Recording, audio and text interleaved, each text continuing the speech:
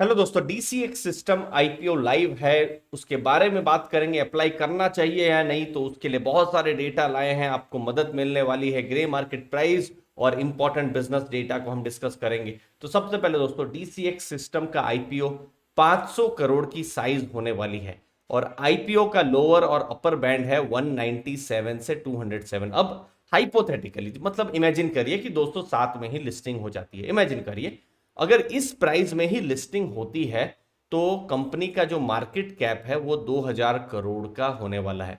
मतलब ये एक स्मॉल कैप कंपनी रहने वाली है। स्मॉल कैप है तो वोलेटिलिटी भी रहेगी, लेकिन फ्यूचर में अगर ग्रोथ भी करती है तो शेयर प्राइस बढ़ने के भी चांसेस यहां पर ज्यादा रह सकते हैं। लेकिन ध्यान में रखना है 8000 करोड़ 9000 करोड़ से स्मॉल कैप शुरू होते हैं।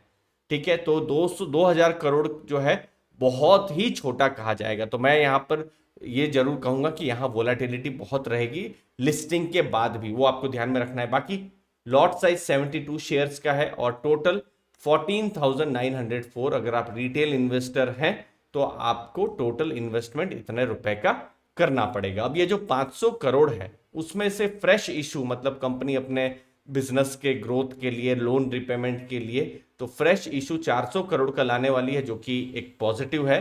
और 100 करोड़ का ये ऑफर फॉर सेल ये होने वाला है। अब कैसा यहाँ पर ग्रे मार्केट के ट्रेंड्स हैं जो हमने सेकेंडरी रिसर्च की है, तो एक स्ट्रॉन्ग जीएमपी अभी फिलहाल दिखाई दे रहा है जो कि 35% का है। मतलब एक लिस्टिंग गेन के लिए हमको एक आइडिया दे रहा है, एक स्ट्रॉन्ग लिस्टिंग गेन हो सकती है। लेकिन मैं फिर भी यहां पर आपको बताऊंगा जो की इवेंट है उसको ध्यान में रखना है, और वो है फेड की मीटिंग नवंबर 1-2 को और आरबीआई की 3 नवंबर को मीटिंग है। अब ये जो मीटिंग्स हैं ये मूड को अच्छा भी कर सकती है या फिर बिगाड़ भी सकती है। कुछ शॉकिंग, कुछ रेट हाइक जैसा आ गया, उम्मीद से ज्यादा हो गया, तो ये नेगेटिव भी हो सकता है। तो ये एक बहुत ही की इवेंट होने वाली है 2 नवंबर को, और आईपीओ एक्चुअली में खत्म भी हो रहा है 2 नवंबर को।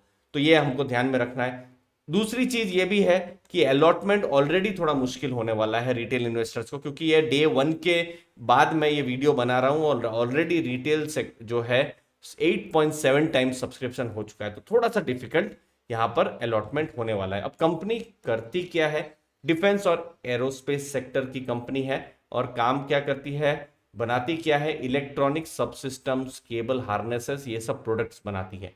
अब इन सब प्रोडक्ट्स का यूज कहां पर होता है, जो डिफेंस और एरोस्पेस का जो वे बहुत सारे जो जो प्रोडक्ट्स हैं, जैसे रडार है, sensor, electronic warfare, missile, communication systems, इन सब में यूज यहाँ पर इनका होता है। थोड़ी देर के बाद मैं कॉम्पिटिटर एनालिसिस भी करने वाला हूँ। अगर आप ऑर्डर बुक देखेंगे 2020 मार्च को 1941 करोड़ की थी, और अभी जून एंड में 2020 में 2563 करोड़ की डीसीएक्स सिस्टम की ऑर्डर बुक थी दोस्तों। अब ये बिल्कुल ध्यान से ये डेटा को आप देखिएगा, समझिएगा कि कैसे उनके फाइनेंशियल्स हैं। तो 450 करोड़ के आसपास उनके सेल्स के फिगर थे ये फाइनेंशियल ईयर 20 मतलब मार्च 2020 में। और अभी मार्च 2022 में सेल्स डबल हो रहे हैं, 1102 करोड़ के हो रहे हैं। प्रॉफिट्स तब 10 करोड़ के थे और अभी प्रॉफिट 66 करोड़ के हो गए। मतलब एक प्रॉफिट भी बढ़ा है, सेल्स भी बढ़ा है पिछले 2 सालों में, लेकिन मार्जिन बहुत नहीं है। आप देख सकते हैं 1100 करोड़ में 66 करोड़, कुछ 6-7% का ही जो है मार्जिन हमको देखने को मिला है। बाकी ईपीएस 8.5 है, पी रेशियो 30.5 हमको देखने को मिला है, रिटर्न ऑन इक्विटी 55 मजबूत है, रिटर्न ऑन कैपिटल एम्प्लॉयड 10.5 के आसपास है। अब जो दूसरी चीज है, प्राइस अर्निंग रेशियो 30 के आसपास है। अगर हम कंपेयर करते हैं वैल्यूएशन वाइज डेटा पैटर्न्स या पारस डिफेंस, जो दूसरी जो स्मॉल कैप की कंपनीज है अगेन जो काम कर रही है डिफेंस में, एरोस्पेस में, वो उनके कंपैरिजन में ये सस्ता है। दूसरी चीज है 400 करोड़ का ये फ्रेश इशू होने वाला है, और ये पैसा वर्किंग कैपिटल, केपेक्स, फिर लोन के रीपेमेंट वहां पर कंपनी के द्वारा यूज होगा। तो ये एक पॉजिटिव चीज इन्वेस्टर्स मान सकते हैं। और इन सब चीजों को देखकर मैं अगर पर्सनली अपनी बात करूं तो इस आईपीओ में मैं अप्लाई जरूर करूंगा। लेकिन यस, मैं रिस्क को भी जानता हूं, वो है फेड की मीटिंग का रिस्क। तो इसीलिए देखिए, इन्वेस्टिंग है तो हमको नहीं पता है अगले 10-15 दिन में क्या होने वाला है, कुछ भी हो सकता है। लेकिन रिस्क को ध्यान में रख के मैं इसको सिर्फ लिस्टिंग गेन के लिए ही अप्लाई करूंगा। लिस्टिंग के दिन देखिए अगर अलॉटमेंट होता है तो बहुत अच्छी बात है, नहीं होता है तो भी अच्छी बात है, नो प्रॉब्लम।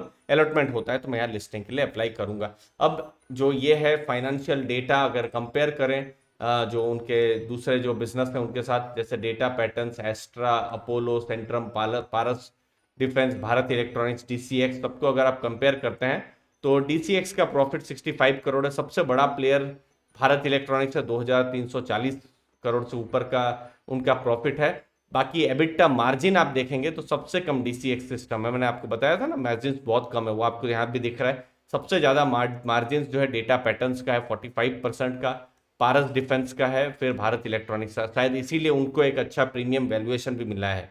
ठीक है, फिर आरओसी सबसे मजबूत है डेटा पैटर्न्स का और भारत इलेक्ट्रॉनिक्स का, डीसीएक्स का ठीक ठाक है। रिटर्न ऑन इक्विटी डीसीएक्स का सबसे मजबूत है 55, डेटा पैटर्न्स का 33% है। तो डेटा पैटर्न्स, पारस डिफेंस, भारत इलेक्ट्रॉनिक्स आप मान सकते हैं उनके कॉम्पिटिटर अच्छा कर रहे हैं।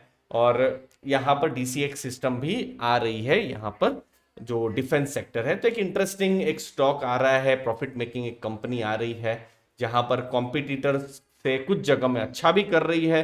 जैसे रिटर्न ऑन इक्विटी बहुत अच्छा है लेकिन कुछ जगह में पीछे भी जा रही है, जैसे इनके मार्जिन बहुत ज्यादा नहीं है, बट प्रॉफिट अच्छा है लेकिन मार्जिन इनके उतने ज्यादा नहीं है। तो मैं यहाँ पर अप्लाई कर रहा हूँ, आप अप्लाई कर रहे हैं या नहीं कमेंट सेक्शन में जरूर बताइएगा।